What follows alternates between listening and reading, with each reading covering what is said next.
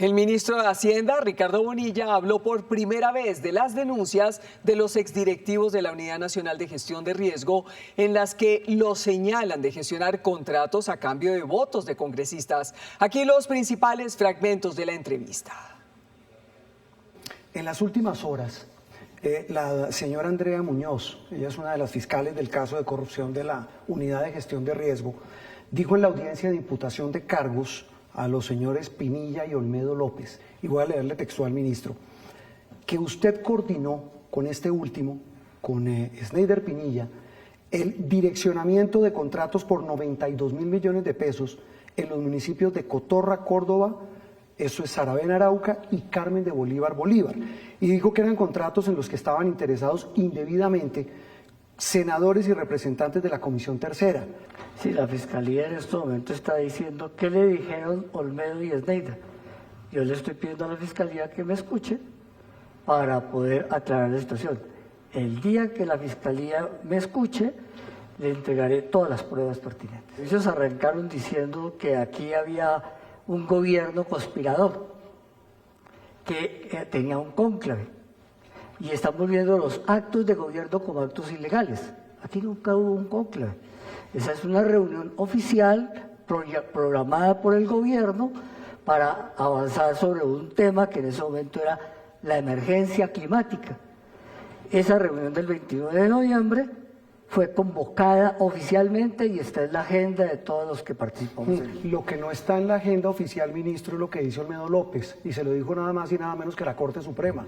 Dijo, en esa reunión se ordenaron fijar, direccionar, amañar contratos para estos congresistas. No ha habido ninguna reunión de cónclave con ese objetivo.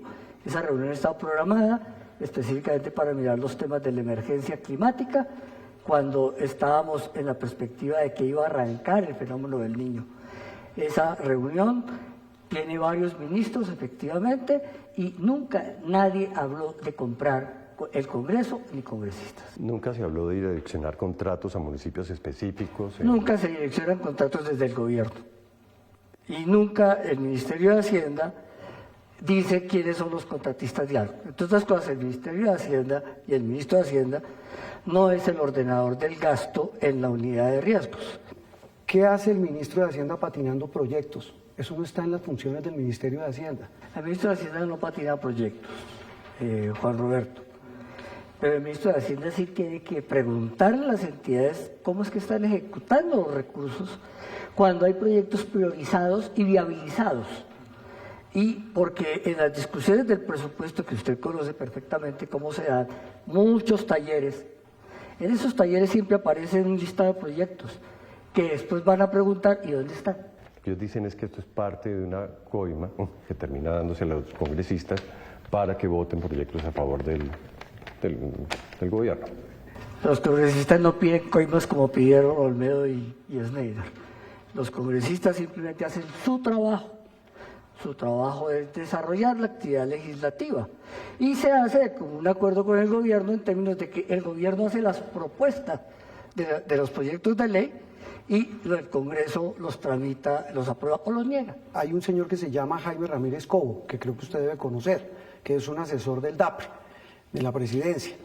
Y él le escribe a Pinilla y le dice, mire, quien está detrás o interesado en esos contratos de estos 3 municipios de los que menciona Ricardo es el ministro de Hacienda, incluso lo corrige, no es el ministro del Interior, es el de Hacienda. Esto ratifica lo dicho anteriormente, ministro. ¿Qué hace usted preocupado por esos 3 contratos? No, no estábamos tramitando, estábamos preguntando dónde estaban esos contratos. Por eso, ¿qué pasaba? ¿Por qué? Porque esos 3 proyectos, están radicados en la unidad de riesgo desde el 2021. Están viabilizados en fase 3, es decir, que pasó prefactibilidad, factibilidad, diseño, y en las discusiones del presupuesto aparecieron que todavía no se estaban avanzando. El gran interrogante es en qué estado están realmente esos proyectos. Y esa es la pregunta que se le hace a Olmedo y que se le hace a Sneider. El ministro de Hacienda tiene que averiguar de muchos proyectos. Pero, ministro, qué coincidencia que usted esté tan interesado en los proyectos de 3 pueblos, que precisamente son de feudos políticos de 6 congresistas que terminaron aprobándole en la Comisión de Crédito unos créditos al gobierno nacional en los que usted estaba absolutamente interesado justo en esa época. Ay, Juan Roberto, usted conoce perfectamente cómo funciona. Claro, por el eso le Congreso pregunto. y Pues las por eso, comisiones económicas. por eso mismo le pregunto. Es función de las comisiones económicas desarrollar todos los proyectos que tengan que ver con un tema económico. Y es función del ministro de Hacienda tener la relación directa con las comisiones económicas. La Comisión Interparlamentaria de Crédito Público es la encargada por la Comisión Económica y el Congreso para hacer control al Ejecutivo de cómo se manejan los recursos de crédito y con quién se contratan los créditos. ¿Y los aprueba? Esa es la función. No, no los aprueba. No los aprueba. ¿Quién los aprueba? La Comisión Interparlamentaria de Crédito Público lo que es concepto. Bueno, un concepto Conceptúa, que pero dice, no los si aprueba. que dice si sí o si no. Y si dice que no, no se hace el crédito. No, sí se hace. Claro, yo creo que recibe ese concepto. Una vez recibido el concepto, tramito. El concepto puede ser... Así diga que no. Sí, señor. Y esos conceptos, lo que nos piden las multilaterales es que les entreguemos el concepto. ¿Por qué el director de Crédito Público, José Roberto Acosta, no asistió a esas reuniones de esas comisiones justo en esos días? José Roberto Acosta es a veces una persona difícil y crea dificultades en las reuniones. Yo opté por pedirle que no fuera a ciertas reuniones para poder tener más tranquilidad en los... No le entiendo. En este caso puntual, ministro, me da pena. El tema es que a veces Acosta es agresivo. ¿Qué es ser agresivo? Deme una... Ataca a las personas. Ataca a las personas y eso dificulta el desarrollo de las reuniones. En esto también ha salido el nombre de María Alejandra Benavides, que fue asesora suya. ¿Cuál es el papel de María Alejandra? María Alejandra es el enlace del Ministerio de Hacienda con el Congreso. Ella pregunta que cómo van esos contratos, los de Marras, que por qué la demora. Y Pinilla responde que es que llegaron flojos, textual, y que tuvieron que estructurárselos a esas alcaldías para que los proyectos se ajustaran y se pudieran desembolsar los 92.000 millones. Para la Fiscalía, ministro, no es, como usted dice, gestionar legítimamente, eso es celebración indebida de contratos. No hay ninguna celebración indebida de contratos. Lo único que está haciendo Alejandra es diciéndole a la unidad que el municipio, que fue el que empezó por estructurar los proyectos, es el que tiene el resto de información y lo pone en contacto con los alcaldes municipales.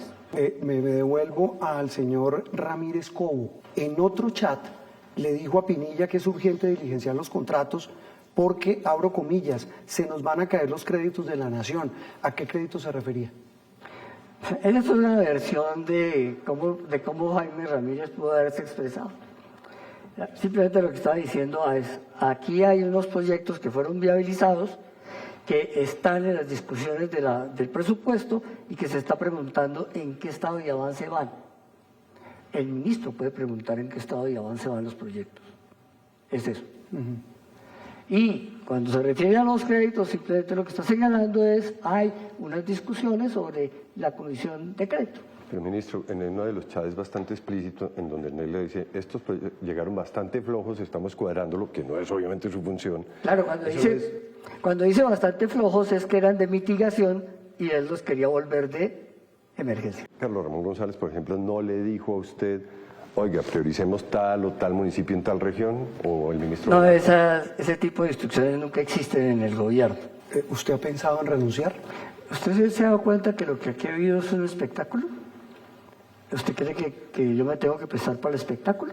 Cuando tengo que la mejor evidencia es que tenemos un dólar estable, que las relaciones internacionales con las bancas multilaterales funcionan adecuadamente, que tenemos aquí una economía que está en proceso de recuperación, de recuperación del crecimiento, que las relaciones con los gremios funcionan. Ayer nomás fui al Consejo Gremial.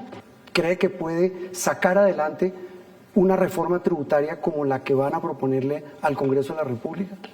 Al Congreso de la República tendremos que proponer un presupuesto para el año 2025 y si el presupuesto está desfinanciado tenemos que proponerle una ley de financiamiento. Es papel del Congreso discutir esa reforma, independientemente de quién sea el ministro.